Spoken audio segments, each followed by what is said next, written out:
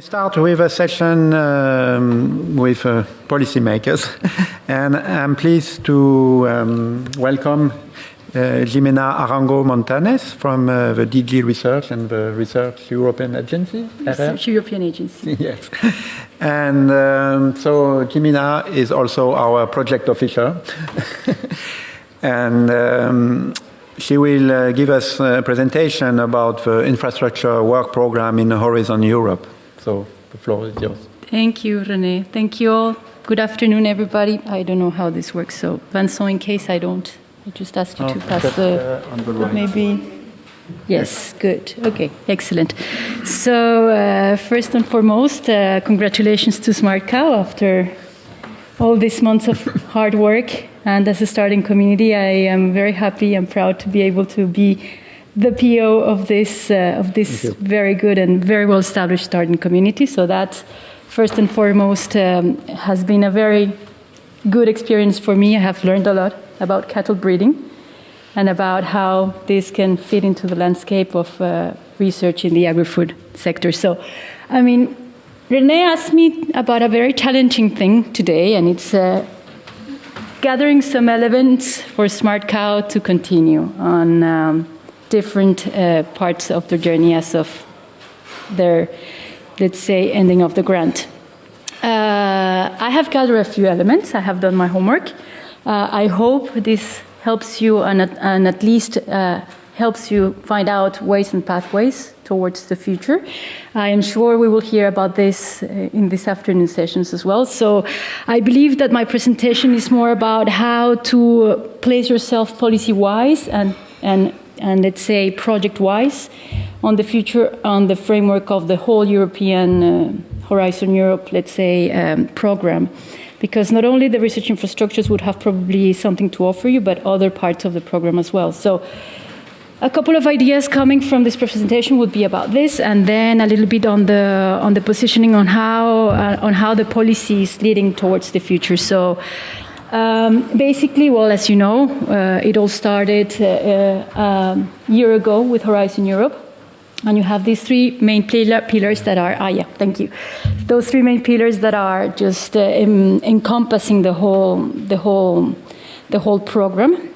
And I see that, well, in any case, SmartCow fits on the three of them.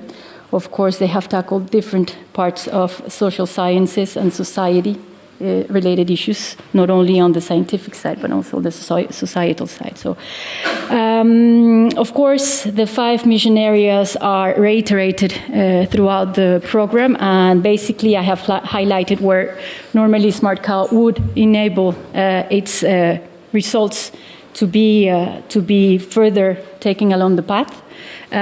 Soils and health missions, food. René has been increasingly asked by me in the past couple of years to have very different parts of policy, let's say, input about this, and SmartCow has played an important role in that part of the mission area, mainly because of their particular and very structural aspect of the research infrastructure per se. I think I missed one. No, this one. A little more in terms of what the board proposals were dealing and trying to bring into the table. Out of those 5 missions, I have highlighted the last one, basically about how can they encompass this particular aspect of soil missions into society, and also involving a lot of citizen sciences in the way of having good practices and having laboratories. The living labs are also something that has been quite in vogue for the development of the concept of the future missions. So of course I have nonetheless seen an interesting work from SmartCow's community into fitting up into this particular aspect as well. Now, in terms of what Pillar 1 is proposing for the whole program 21-27, the research infrastructures is holding at 2.4 billion in total for that regard. The program, as you knew it before, has changed substantially.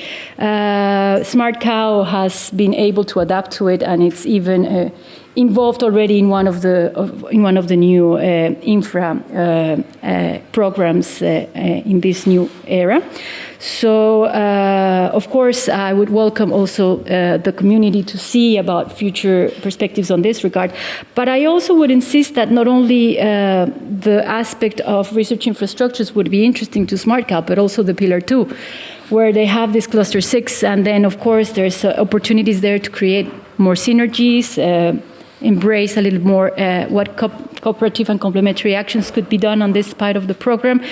It is an interesting amount of, let's say, budget to be distributed and to be evaluated upon different proposals.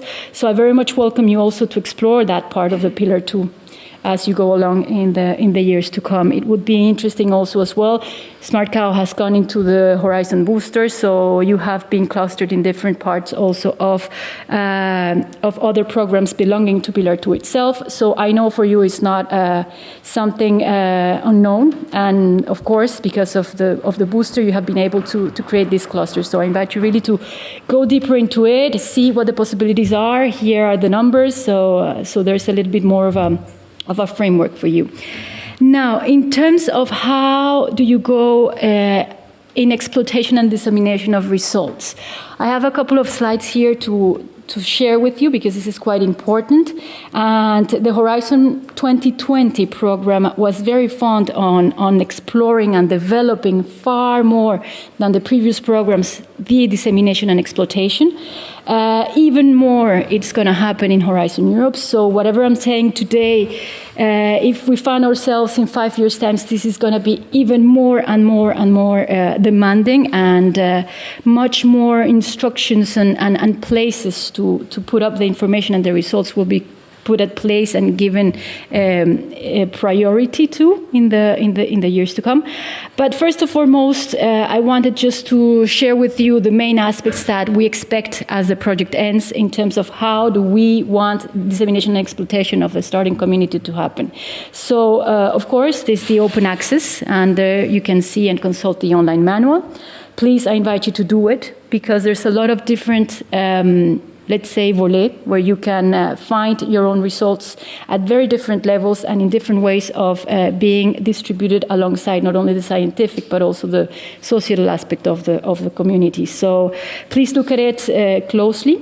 These three, of course, connect to three main aspects, which is the Cordis platform, which is the normal European framework where you can consult the actual main aspects of the project.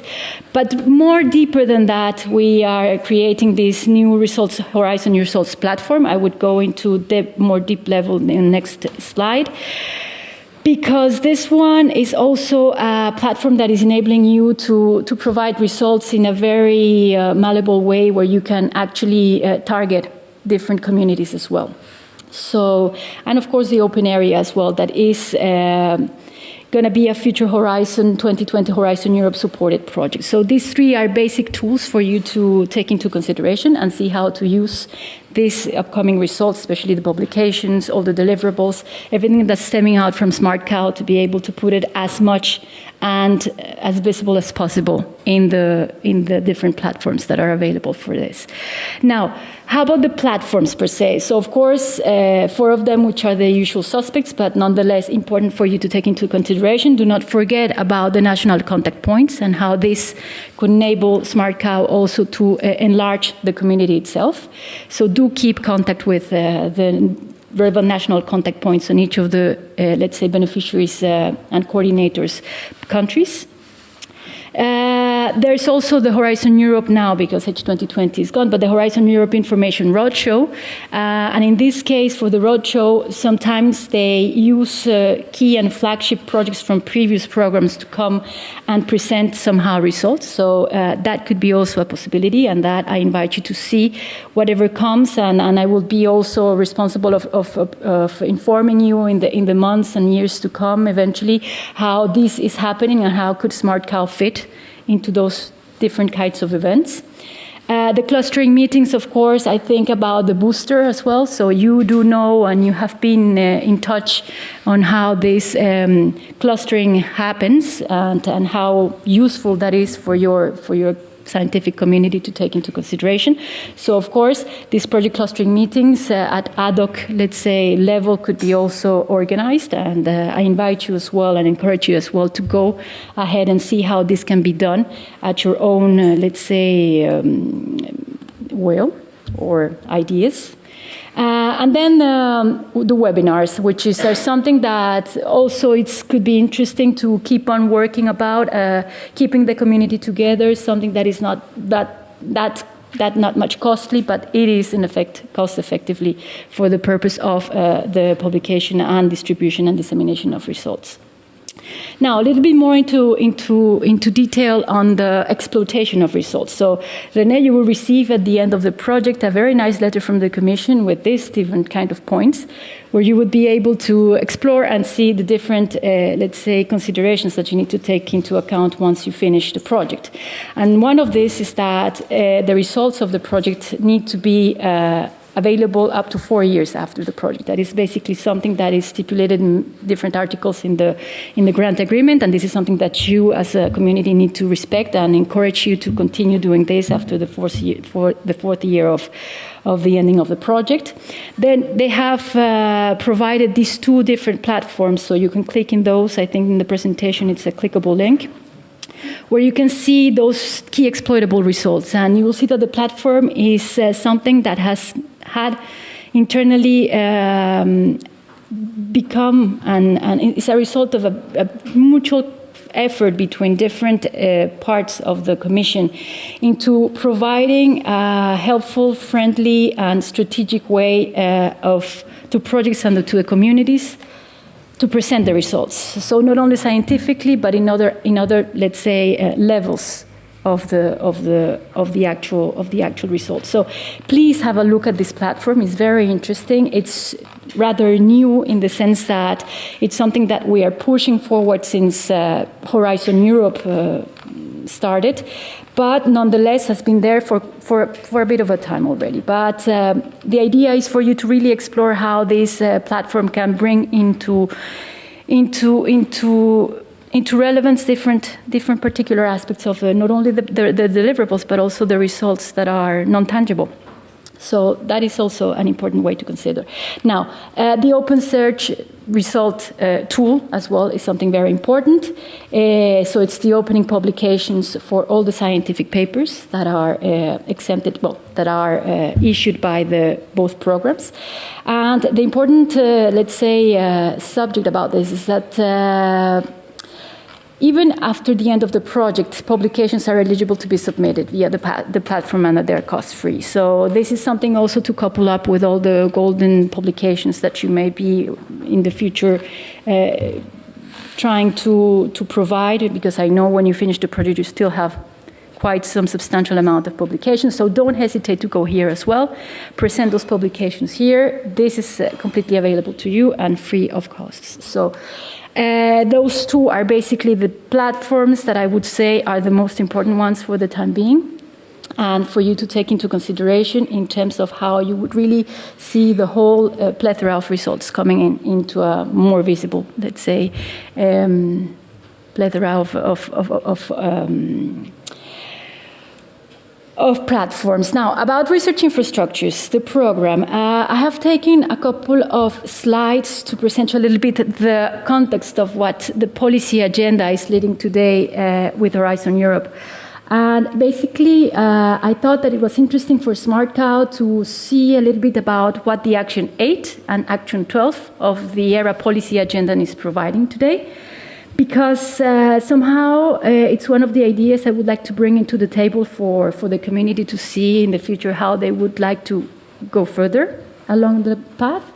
And basically this Action 8 is about the sustainability and accessibility of the research infrastructures in the European research area.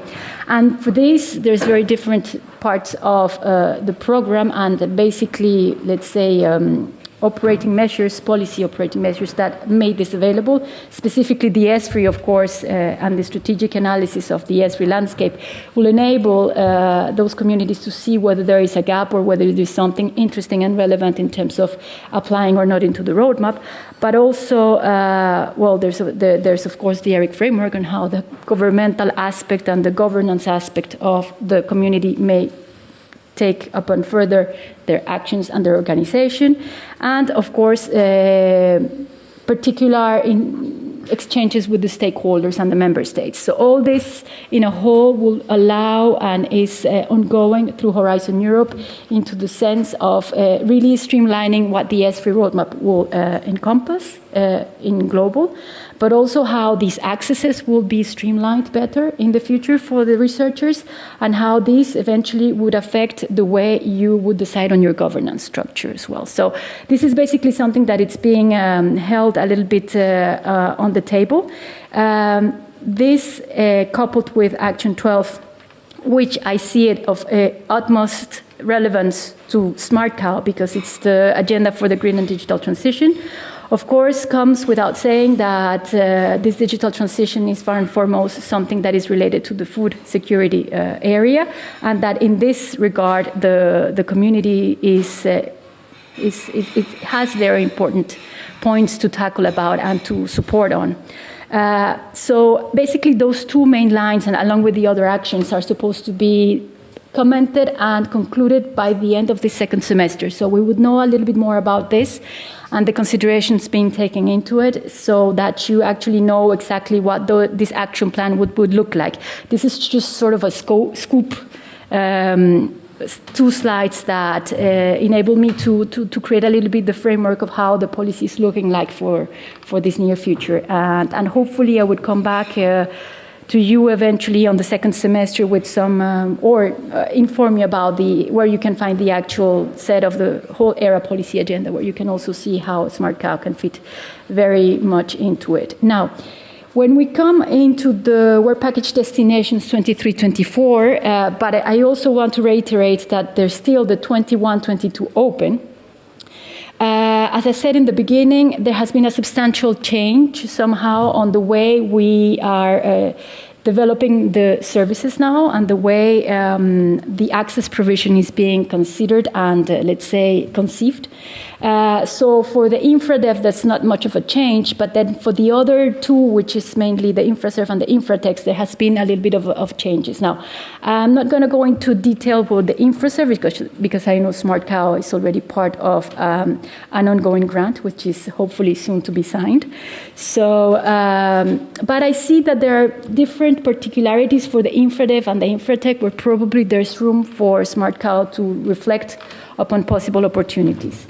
So basically, what I wanted to state, because I want just to keep a few minutes on this INFRADEV, and here is just an open question for you, for the community. The INFRADEV is basically, as you know, it's something that helps the community support concept development, but also some generation of how you would define your community and what would you like to move forward onto. So the question is basically to you, what are actually your desires for the future, whether you would go for really an operating community which would like to go through an ESFRI, let's say, process, which is cumbersome and it's hard and, well, you do have a lot of effort to do, or whether you like to keep your community as a network of infrastructures which are a little bit more, let's say, independent from the policy aspect, yet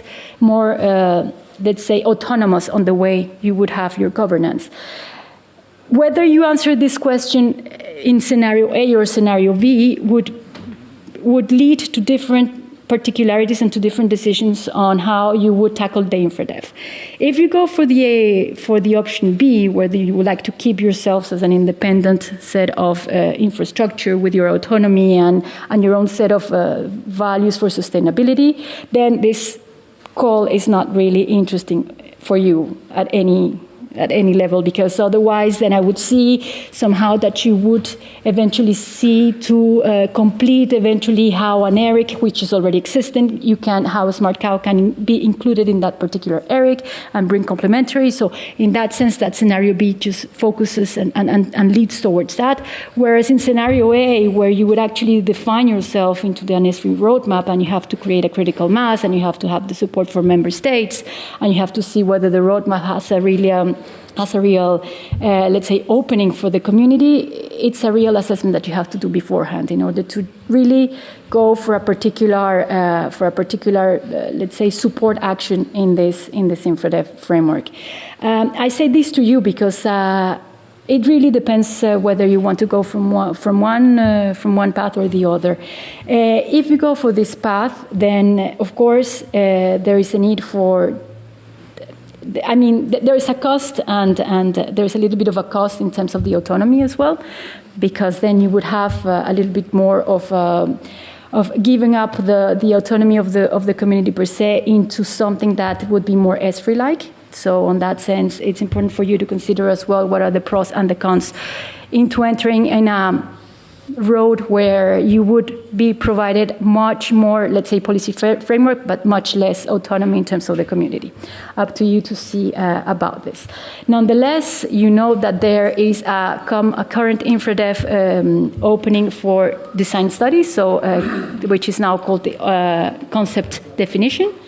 It closes the 20th of April of this month. I don't know if that is something that you're courageous enough to apply to, and if that is somehow the way you want to go. But in any case, I leave you the framework of the timeline. And then again, the next round, whenever this happens, is going to be in the 23-24 framework program, which means that this takes you to a 25-27 starting of the project, which is a little bit far away from what you probably would like to do with the community right now.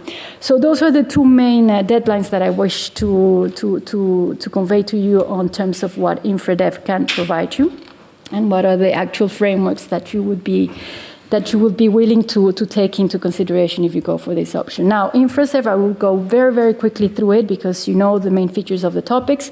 You are already part of a very, very, very, let's say, heavy consortium and complex one, where you have a plethora of different service provisions.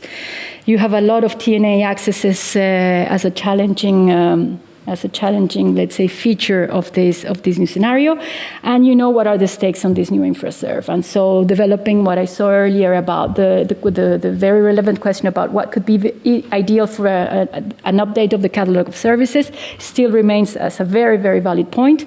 The way of SmartCow reinventing itself, trying to provide a more up-to-date and a more state-of-the-art service provision is, of course, something that keeps the community alive. So, of course, this is part of the endeavor and the actual obligations that you would have to do during this INFRASERV experience. Of course, I'm very much looking forward to work again with you on this regard. I am the PO of that particular grant, so I would see some of your faces again in the near future, which I'm happy about. Now, for the INFRATECH, that is another part of the program which has been newly revamped. This INFRATECH aspect, let's say, part of the program is now inviting the communities to see how they can invest and get a little bit more of their technologies into new discoveries, trying to have more up-to-date, state-of-the-art technical updates of the infrastructure per se, and having a little bit more of a better situation in terms of the tools and the systems that we're using. I have highlighted a little bit this because although the SmartCow is a starting community, you do have technical aspects and tools that are quite relevant to put into consideration and to revamp and to highlight in terms of technologies for the near future, and of course to concentrate efforts within and towards industry, having the SMEs within the program as well. So this technological excellence is not something that is stranger to SmartCow neither. So, of course, INFRATECH has its own caveats in terms of what the composition of the consortium is. Of course, you need some particular established world ARIs, plus ERICs, plus SMEs. It's a quite complex set of, let's say, consortium requirements that you need. But nonetheless, I've figured and I consider that this could be, of course, somehow of interesting and of relevance for SmartCow in terms of their own technology. I have seen throughout the years how these ontologies and how all these platforms have brought into consideration quite some tools for the cattle breeding community. So I would not say that this is not exceptional for SmartCow to apply to it, but with the caveat that it's a quite complex set of let's say, requirements for the consortium composition. Again, deadline is the 20th of April for this year, and on the second one, let's say the second round will be somehow the 23-24, which again takes us to the 25-26, let's say, implementation of those projects if they are ever getting funded. So with all this, I just wanted to give you a little bit of a framework on how I see things and how I can relate to SmartCow in the framework of what we have so far. Of course, December 2020 would be the date where they will issue the new work program 23-24. Many things may or could change between this time. Currently, they are in discussions with the program committee, so they are trying to fine-tune a little bit more what this program and what this INFRADEVs and INFRASERVs and INFRATECHs would have at a stake. Infrastructure and integrate these activities per se for an advanced communities is no longer the case, as you know well. So the way to see things on how you would like to create yourself in terms of recreate yourself in terms of community and how you would like to apply to the program upon this basis is basically moving as well. It's kind of a living document right now, but of course the main framework which I presented is going to be the backbone, sort of the backbone of what you would expect in the near future.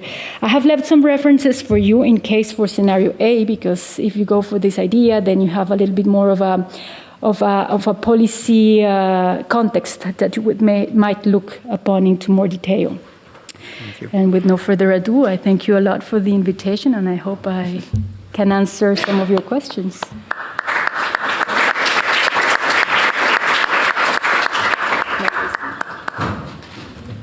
Thank you very much, Jimena, for this very interesting overview of possibilities for the future. We can take 5 minutes question because we are a bit running out of time. Hi. Hello. So I work in the affairs department of INRAE. I was wondering if you could explain maybe, you said that the timeline for the S3 roadmap, you explained it very well.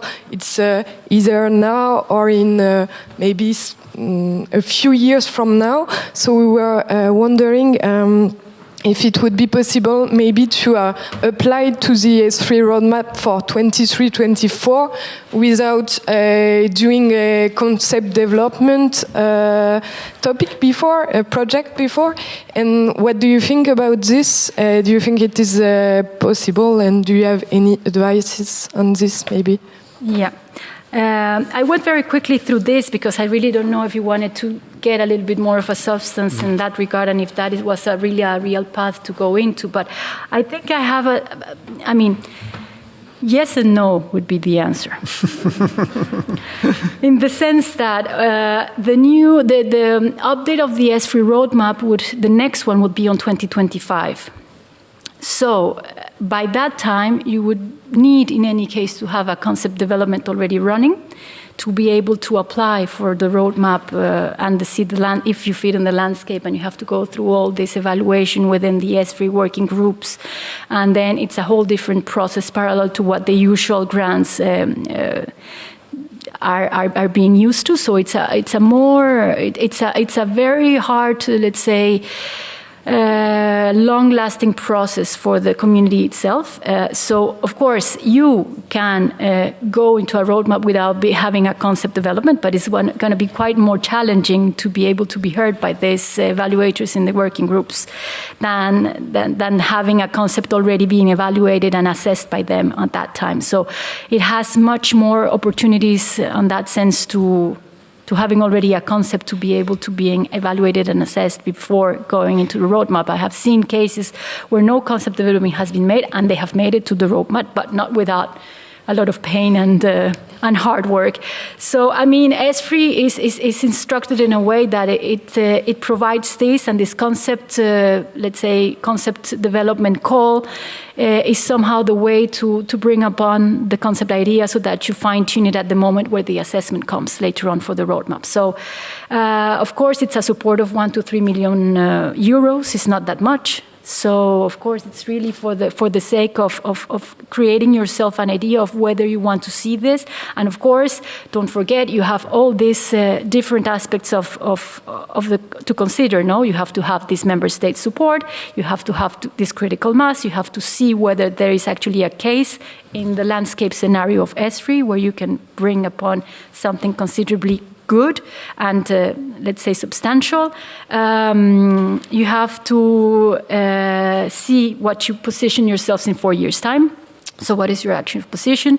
You have to examine again and again the ESFRI landscape, see all these particularities. So, I mean, these bottom-up calls allow you for this. Of course, the timing is not really good for you because it's now or in 4 years' time. So it's either now, which is too soon, and in 4 years' time, it's probably too long for you at the moment. But anyway, this is how I can a little bit expand on how this would go, and whether you want to go into the roadmap, the next one, in any case, would be the one for 2025. So a little bit of a timeline on this one can. So thank you, Jimena, for this answer.